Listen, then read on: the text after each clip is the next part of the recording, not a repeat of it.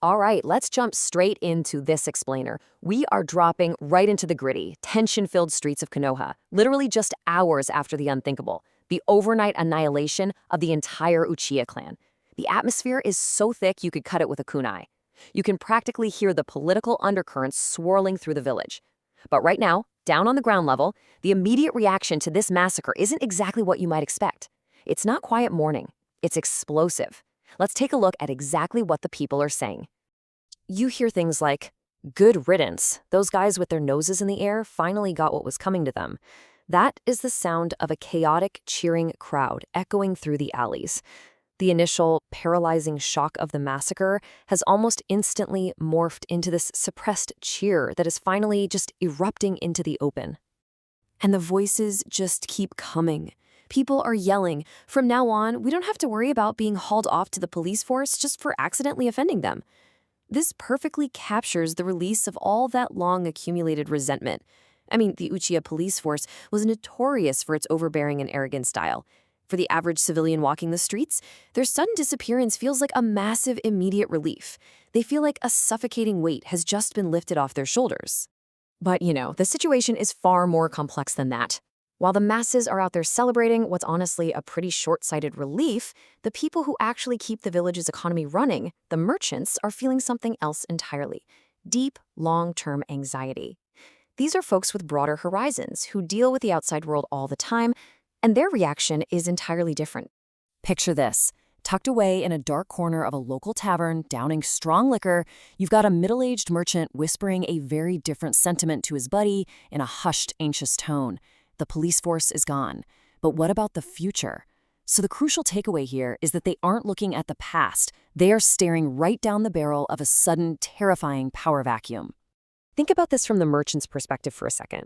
Sure, the Uchiha were arrogant, no argument there, but they strictly followed the rules. More importantly, their overwhelming raw power kept the other ninja clans in check. Now, the merchants are terrified of what comes next. Can a brand new, untested police force actually ignore the whims of powerful ninja lords? Will they actually protect the civilians and small merchants when real trouble starts? Without the predictable, rule-bound Uchiha, these civilians might be completely unprotected from the sheer chaos of the ninja world. But just as the entire ninja world is buzzing with these rumors and this deep-seated anxiety over the Uchiha, everything just stops. Suddenly, a massive anomaly alters reality itself. We're calling it the sky canopy. Imagine a giant blue canvas forcibly embedded into the firmament by an invisible force. It's this heterogeneous screen, absolutely massive, with edges shimmering with an indescribable faint light. It just suddenly appears, completely overriding the sky itself. And guys, this isn't some localized event. It floats there quietly, but its scale is absolutely incomprehensible. Whether you're looking up from the busy streets of Konoha, the high peaks of Kumogakure, the endless deserts of Sunagakure, or literally any other corner of the world, it is clearly visible. It is inlaid into the firmament itself, dominating the sky over every major village simultaneously. Naturally, the streets instantly erupt into a whole new kind of chaos.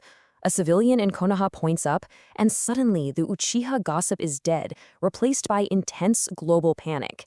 People are desperately trying to comprehend the unexplainable. Is it a screen, kind of like the ones in movie theaters? How is it up in the sky? Is this an entirely new kind of ninjutsu? Or could it be a massive, world-encompassing genjutsu? Exclamations of wonder, doubt, and pure raw fear just take over. Up in the Hokage office, the tension is just palpable. Hiruzen Sarutobi abruptly shoves his window open. The shock is so profound that his signature pipe literally almost slips right from his hand. His pupils contract as he just gazes up at this massive sky canopy. Kyuder-zen acts on pure instinct, but his voice carries just a tiny trace of an imperceptible tremble. He shouts for the Anbu, who appear instantly via body flicker, and he issues these rapid-fire, desperate orders.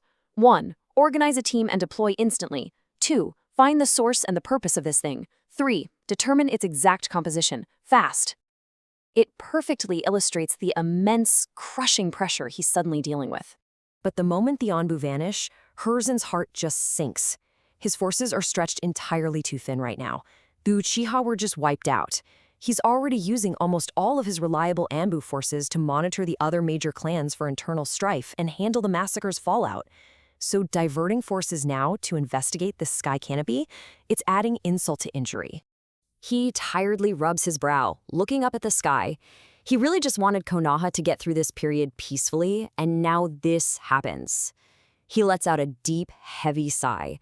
Truly, a turbulent time. Man, you can really feel his despair. But hey, Konoha isn't the only village dealing with this nightmare. The other major hidden villages are thrown into massive upheaval too, and their cages decide to test this anomaly head-on. Just look at the results here. We have the world's absolute strongest leaders unleashing their ultimate techniques, and the results are staggering.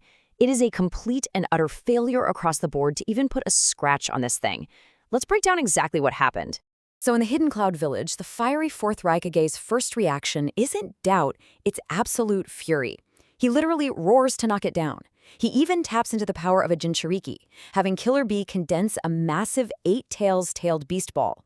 This is an attack powerful enough to level a mountain. But as it flies toward the sky canopy, it hits an invisible void. Its immense energy rapidly decays, disperses, and disappears without a single trace, like a stone dropped right into the ocean. The Raikage is left standing there, entirely dumbfounded. Meanwhile, in the Hidden Sand Village, the fourth Kazekage, Rasa, takes a more analytical approach. He tries to sense the canopy using his magnet release, but his realization is equally terrifying.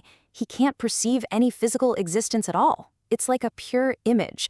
This failure proves it isn't a physical object, which instantly forces Rasa into a powerless, incredibly paranoid defensive stance. He immediately orders high alert to prevent anyone from taking advantage of the chaos.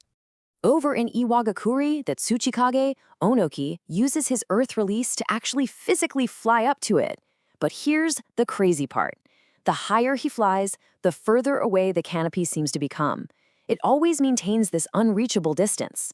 He tries to decompose it with his legendary dust release, but that invisible boundary renders even his Kekkei Toda completely useless. He lands back on the ground, his face totally grave, realizing this is far, far beyond simple ninjutsu.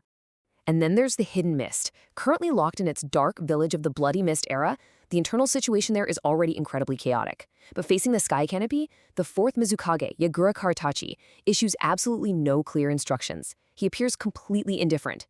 This bizarre, terrifying inaction plunges the entire village into a quiet, utter panic where no one even dares to discuss it openly. So, the entire ninja world is instantly forced into this bizarre, terrifying paralysis. Deep suspicion is brewing everywhere. Everyone is secretly wondering if a rival nation somehow created this.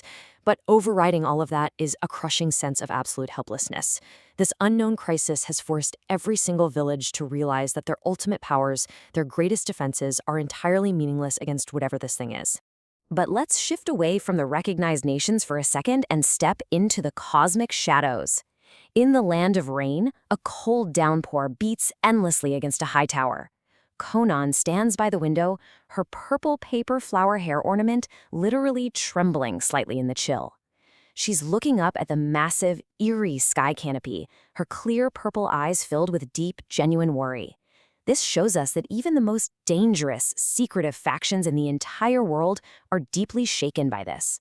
Her voice carries this heavy hint of tension as she asks, "Nagato, what on earth is this? Some kind of genjutsu unknown to us? Or a conspiracy by the 5 great nations?" Her question proves that even rogue ninjas operating in the absolute darkest shadows are terrified of a geopolitical conspiracy. This existence is just so far beyond her understanding that it triggers an instinctive, very human unease.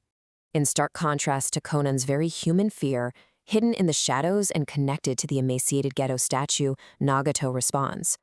Through Devapath pain, he speaks in a cold, entirely emotionless voice, simply telling her there is absolutely no need to worry.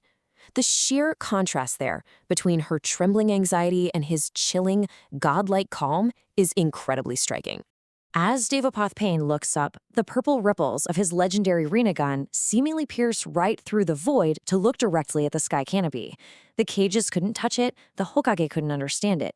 But as the world stands completely paralyzed, we have to ask, what is this untouchable screen finally going to reveal?